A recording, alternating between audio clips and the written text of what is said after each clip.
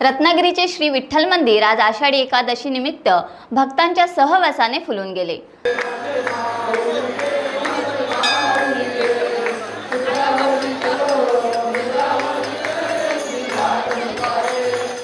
दर्शनासाठी हजारोंच्या संख्येत रत्नागिरीकरांनी गर्दी केली होती।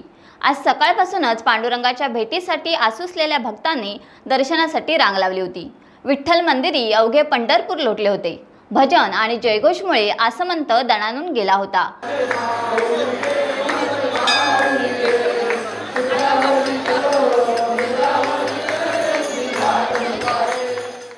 आज आषाढी एकादशी निमित्त दर्शनाचा योग आल्याने भाविक दर्शन घेऊन तृप्त मनाने परतले।